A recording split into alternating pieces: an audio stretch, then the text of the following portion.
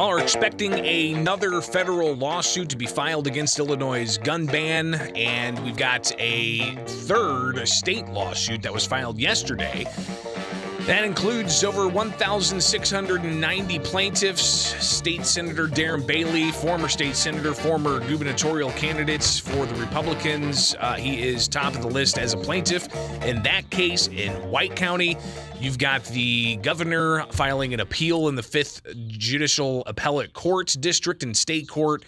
That was filed yesterday. In the Effingham County case, after Friday, there was a temporary restraining order against the state from enforcing the gun ban and registry on 866 of Tom DeVore's plaintiffs in that case in Effingham County. So there's a ton of moving parts, and I want to get your reaction to all of it at 217-629-7970. That's the phone number here, live and local. Best way to get into the show is to call that phone number, 217-629-7970. You can also email me, bishoponair@gmail.com, or you can find me on social media and message me that way. Twitter's a great place.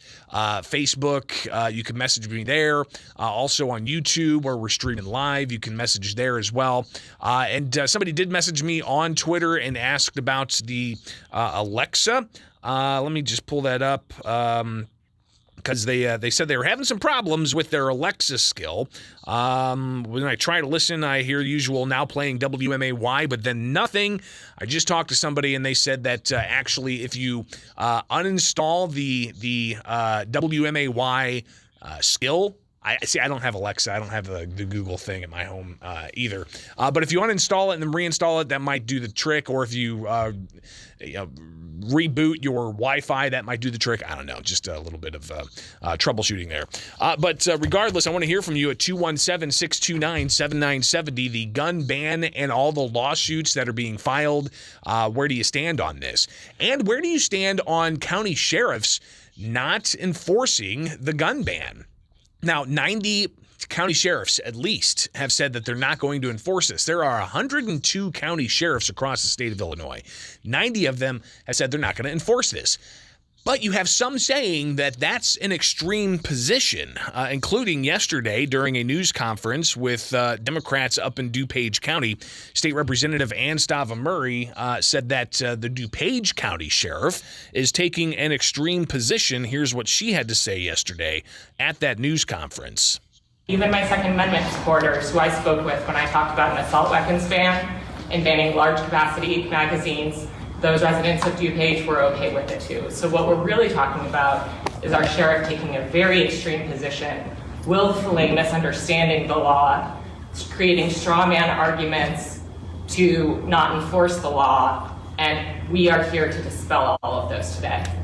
So I don't know if you can legitimately say, though, that it's an extreme position of one county sheriff to say they're not going to enforce what they see as an unconstitutional law when you've got 90 other sheriffs saying they're not going to enforce what they see as an unconstitutional law.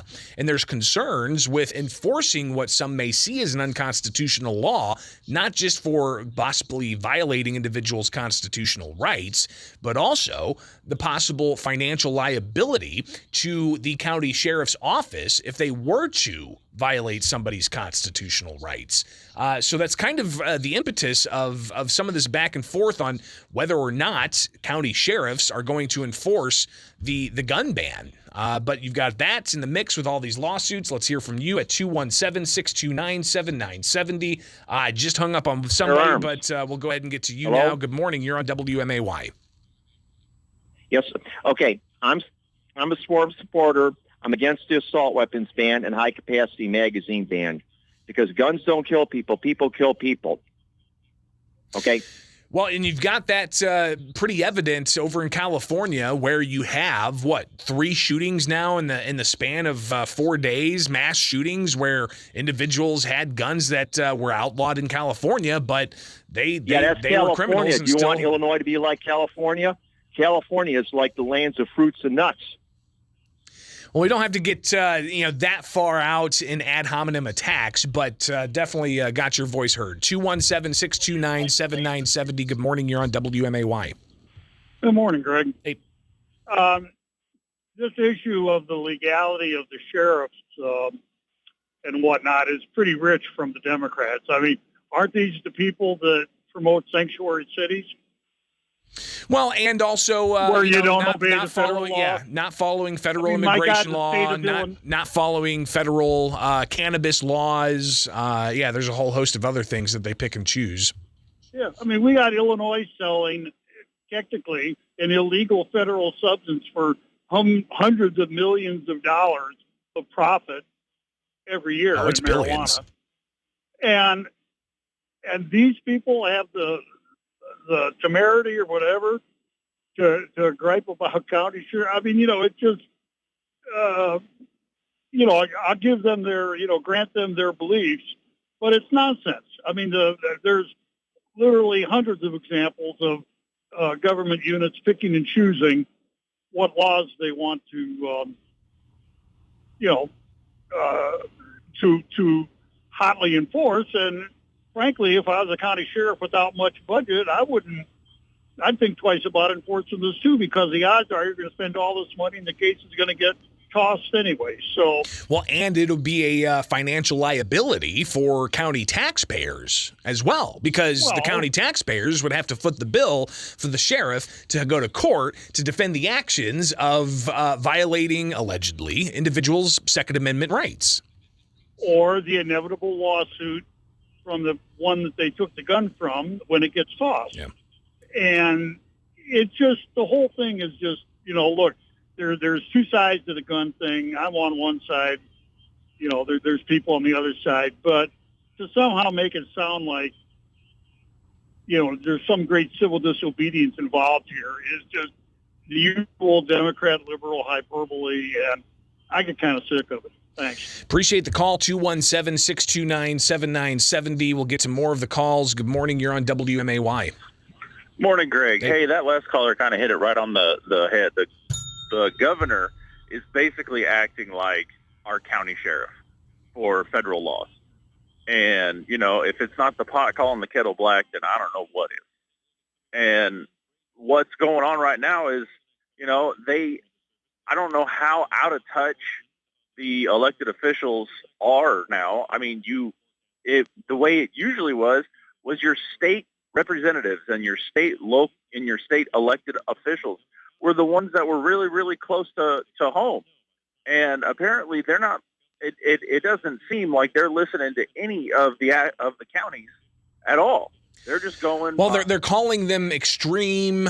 They're saying that they're outliers, but I don't know if you can say that when there's the vast majority of county sheriffs that say they're not going to enforce this, or they're not going to use their jail resources to jail somebody. This is exactly what the left is good at. They're good at making sure to explode any type of little thing that doesn't align with what they're actually going with, and they want to use all these key words and phrases to make sure that people, see the extreme bad that they are against. And that's exactly what's going on. Here in a little bit, they're going to be calling people who don't like the law and those county sheriffs terrorists. I'm sure that there are already some out there who have used that moniker to describe county sheriffs who are simply saying that they see something as an unconstitutional law that they're not going to enforce. 217-629-7970. Of course, you've got a new lawsuit that was filed by attorney Thomas DeVore.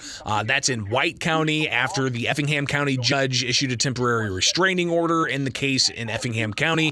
The state has appealed that case. You've also got the possibility of another federal case being filed today. That's while you've got sheriffs across the state saying they're not going to enforce this. Your thoughts on all of this? Good morning. You've also got the possibility of Love hearing myself on the radio. Thanks for doing that whole, reverb thing. We'll get to one more call here. Good morning. You're on WMAY. Dan, go ahead. You're on the air. Going once. Going twice. and sold. That's how it goes.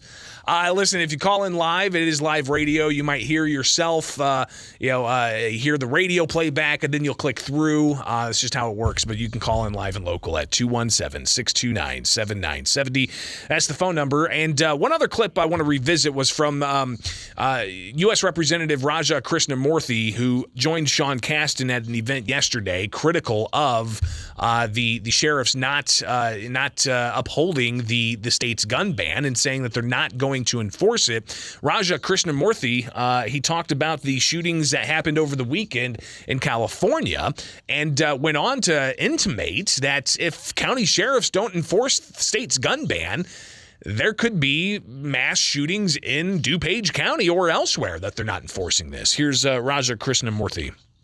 Saturday night, a Cobra M11 9mm pistol with 30-round magazines was apparently used in the shooting. Now that type of pistol is not only illegal in California, but that assault weapon would be illegal here.